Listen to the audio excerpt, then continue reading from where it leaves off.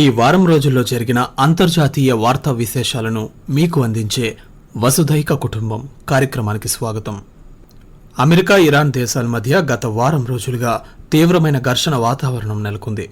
గత ఏప్రిల్ నెలలో కుదిరిన తాత్కాలిక ఒప్పందాన్ని ఉల్లంఘిస్తూ ఇరు దేశాలు పరస్పరం దాడులకు దిగడంతో ఈ ఉద్రిక్తతలు గరిష్ట స్థాయికి చేరుకున్నాయి. జూన్ 8వ తేదీన వ్యూహాత్మక ప్రాంతమైన స్ట్రెయిట్ ఆఫ్ హార్మజ్ వద్ద ఇరాన్ దళాలు ఒక అమెరికన్ అపాచీ హెలికాప్టర్ను కూల్చివేయడంతో పశ్చిమాసియాలో ఈ ఉద్రిక్తతల్ని తారాస్థాయికి తీసుకువెళ్లాయి. దీనికి ముందు స్ట్రెయిట్ ఆఫ్ హార్మజ్ గుండా వెళ్లే వాణిజ్య నౌకలను అడ్డుకోవడానికి ఇరాన్ ప్రయత్నించడం, అమెరికా వాటికి రక్షణ కల్పించడం వంటి పరిణామాలు కూడా చోటు చేసుకున్నాయి. హెలికాప్టర్ కూల్చివేతకు ప్రతిచర్యగా అమెరికా జూన్ 10-11 తేదీల్లో దక్షిణ ఇరాన్ను లక్ష్యంగా చేసుకుని భారీ వైమానిక దాడులు ప్రారంభించింది. ఇరాన్కు చెందిన ఎయిర్ డిఫెన్స్ వ్యవస్థలు, రాడార్ కేంద్రాలు, డ్రోన్ కమాండ్ యూనిట్లు, బాందర్ అబ్బాస్, కేస్మా ఐలాండ్ పరిసరాల్లోని సైనిక స్థావరాలపై అమెరికా బాంబుల వర్షం కురిపించింది. టెహ్రాన్ శివార్లలో కూడా అమెరికా పలు డ్రోన్ దాడులు చేసింది. అదేవిధంగా ఇరాన్ ఓడరేవులపై అమెరికా ఆర్థిక దిగ్బంధాన్ని మరింత కఠినతరం చేసింది. అమెరికా దాడులకు నిరసనగా ఇరాన్ దాని మద్దతుదారులైన యాక్సిస్ ఆఫ్ రెసిస్టెన్స్ దళాలు కువైట్, బహ్రెయిన్, జోర్డాన్లోని అమెరికా సైనిక స్థావరాలపై డ్రోన్లు, మిసైళ్లతో దాడులు చేశాయి. అలాగే హార్మజ్ జలసంధిని తాత్కాలికంగా మూసివేస్తున్నట్లు ఇరాన్ ప్రకటించింది. ఇలా రెండు దేశాల మధ్య దాడులు, ప్రతిదాడుల పరంపర గడిచిన కొన్ని రోజులుగా పతాక స్థాయికి చేరుకున్నాయి. ఈ పరస్పర ఘర్షణలో జూన్ 10వ తేదీన గల్ఫ్ ఆఫ్ ఒమన్ లో ప్రయాణిస్తున్న ఎంవి జల్వీర్ అనే ట్యాంకర్ నౌకపై ఇరాన్ చమురు దిగ్బంధాన్ని ఉల్లంఘించిందనే నెపంతో అమెరికా సైన్యం దాడి చేసింది. ఈ దాడిలో ఆ నౌకలో పనిచేస్తున్న 3 భారతీయ నావికులు మరణించారు. దీనిపై భారత్ తీవ్రంగా దిగ్భ్రాంతి వ్యక్తం చేస్తూ భారత్లోని అమెరికా దౌత్యవేత్తను పిలిపించి తన తీవ్ర నిరసనను వ్యక్తం చేసింది. భారత విదేశీ వ్యవహారాల శాఖ అధికార ప్రతినిధి రణధీర్ జైస్వాల్ దీనిపై వివరణ ఇస్తూ, We have seen that there have been several incidents involving Indian seafarers in West Asia in the last few days. We attach high importance to the welfare and well-being of our seafarers community. We need not re-emphasize this point. Yesterday we condemned the attack on a ship off the coast of Oman, in which unfortunately we lost 3 Indian nationals. We had summoned the US CDA here to register a strong protest. The continuing incidents of attacks on shipping in the region are deeply worrisome and a direct result of the ongoing conflict in the region. These attacks must cease and end, and we also call for dialogue and diplomacy so that we can have an early return to peace and stability in the region. ఇదిలా ఉండగా June 11వ తేదీన America అధ్యక్షుడు Donald Trump Iran పై చాలా తీవ్రమైన దాడులు చేస్తామని, అవసరమైతే వారి చమురు క్షేత్రాలను పూర్తిగా ఆధీనంలోకి తీసుకుంటామని హెచ్చరించారు. But we hit them hard yesterday, and we're going to hit them again hard today, in case you miss it, in case you don't turn on your television set. And we'll see what happens with the deal. We were really close to a deal, but they keep tapping us along. They keep playing us for suckers because, you know what? They dealt with some very stupid presidents. I have to say that. I'm embarrassed to say it. Some very stupid people were sitting here. Well, we're going to be attacking them very hard. Very incredible, actually an incredible machine.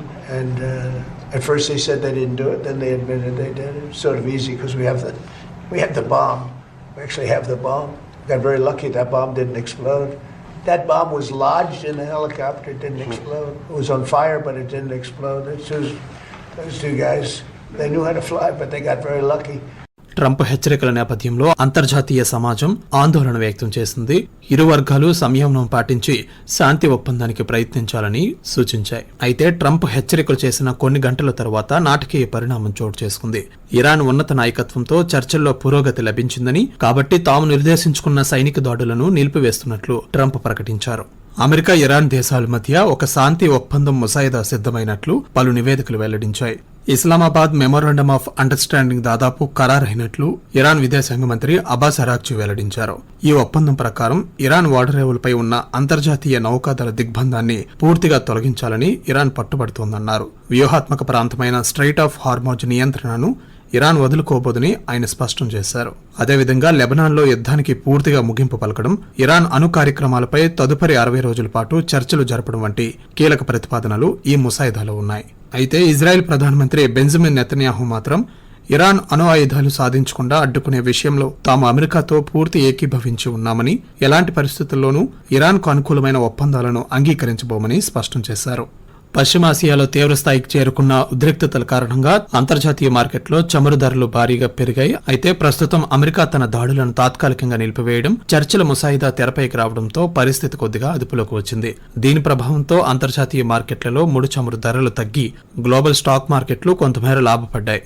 అయితే Iran విదేశాంగ మంత్రిత్వ శాఖ ఈ ఒప్పందంపై ఇంకా తుది నిర్ణయానికి రాలేదని ప్రకటించడంతో రాబోయే రోజుల్లో ఏం జరుగుతుందనేది ఆసక్తికరంగా మారింది. ఇరాన్ అణు కార్యక్రమం మరోసారి ప్రపంచ దృష్టిని ఆకర్షించింది.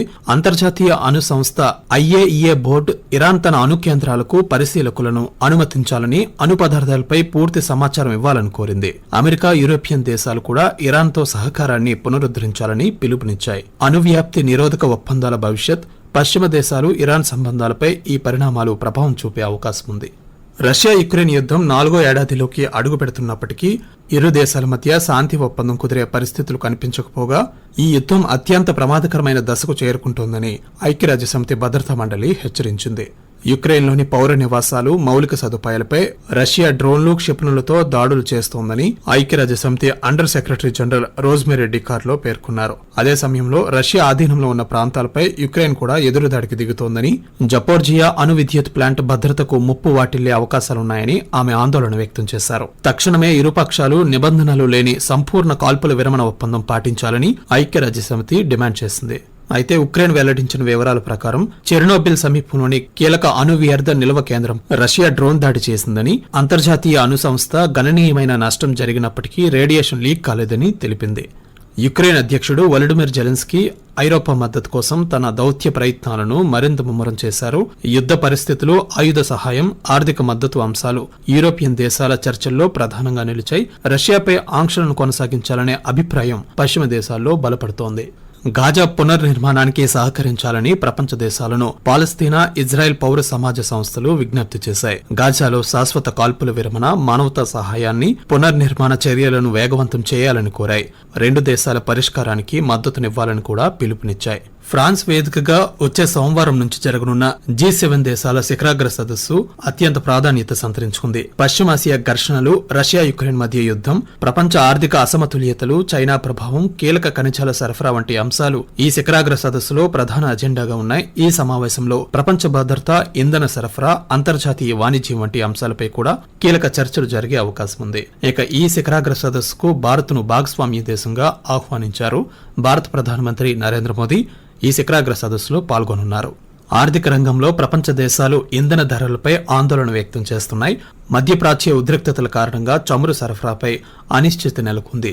వీటిపై కూడా G7 శిఖరాగ్ర సదస్సు వేదికగా ప్రపంచ దేశాలు చర్చించనున్నాయి. ఫిన్లాండ్లో జరిగిన emerging powers and the new geopolitical competition కార్యక్రమంలో పాల్గొన్న భారత విదేశాంగ మంత్రి doctor S Jaishankar Russia Ukraine యుద్ధం విషయంలో భారత్ రష్యాకు అనుకూలంగా వ్యవహరిస్తోందన్న ప్రశ్నకు ఆయన ధీటుగా బదులిచ్చారు. భారత్ ఇప్పుడు చమురును ధర, లభ్యత ఆధారంగానే కొనుగోలు చేస్తుందని స్పష్టం చేశారు.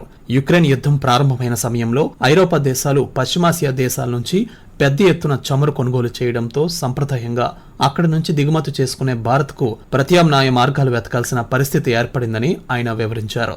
రష్యా చమురు కొనుగోలు చేయాలని 2022లో అమెరికానే స్వయంగా తమను కోరిందని వెల్లడించారు. ఆ సమయంలో ప్రపంచ ఆర్థిక అసమతుల్యతను కాపాడటంలో భారత్ పోషించిన కీలక పాత్రను సైతం అమెరికా గుర్తించిందని జయశంకర్ వెల్లడించారు.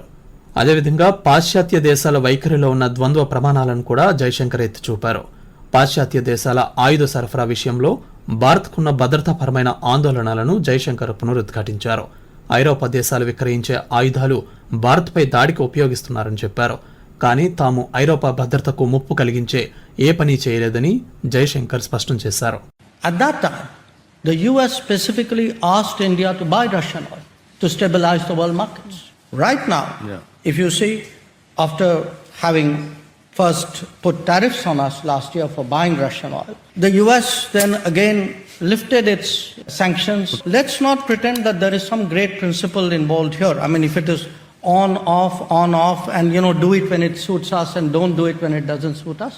I mean, come on, we are all the adults in the room. We know what the game is. So I don't think making this about sanctimony is really warranted. పాకిస్తాన్లో గత వారం రోజులుగా తీవ్ర ఉద్రిక్త పరిస్థితులు నెలకొన్నాయి.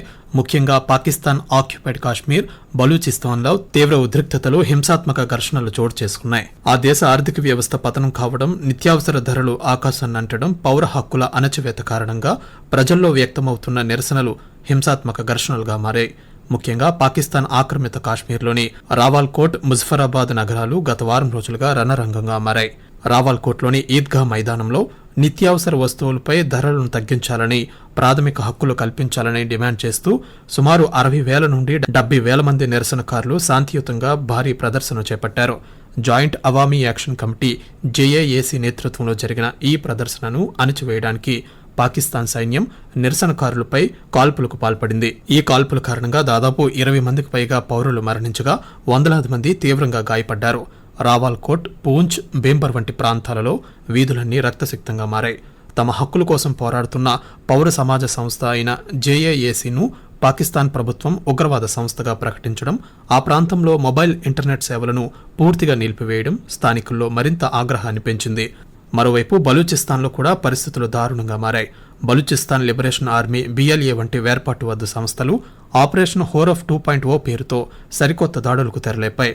క్వెటా, గ్వాదర్, నష్కి వంటి 9 జిల్లాల్లో సైనిక స్థావరాలు, జైళ్లు, ప్రభుత్వ కార్యాలయాలపై ఏకకాలంలో బాంబు దాడులు, డ్రోన్ దాడులు చేశాయి. ఫిలిప్పీన్స్లో సోమవారం ఉదయం భారీ భూకంపం సంభవించింది. ఆ దేశ దక్షిణ భాగంలోని మిండానో ప్రాంతంలో రెక్టర్ స్కేలుపై 7.8 తీవ్రతతో భూమి కంపించింది. దీంతో ఫిలిప్పీన్స్ తీరంలో 3 అడుగుల ఎత్తు వరకు సునామీ అలలు ఎగసిపడ్డాయి. ప్రజలు ఎత్తైన ప్రాంతాలకు వెళ్లాలని ఆ దేశ అధ్యక్షుడు మార్కోస్ సూచనలు చేశారు. అయితే ఈ భూకంపం కారణంగా 4 ప్రాణాలు కోల్పోగా 200 మందికి పైగా గాయపడినట్లు ఆ దేశ అధికారులు వెల్లడించారు. ఇప్పటి వరకు మీరు ఈ వారం రోజుల్లో జరిగిన అంతర్జాతీయ వార్తా విశేషాలపై వసుధైక కుటుంబం కార్యక్రమాన్ని విన్నారు. రచన, వ్యాఖ్యానం డివి సత్యనారాయణ. సమర్పణ ప్రాంతీయ వార్తా విభాగం, ఆకాశవాణి విశాఖపట్నం. వెలువడింది ఆకాశవాణి విజయవాడ కేంద్రం నుండి.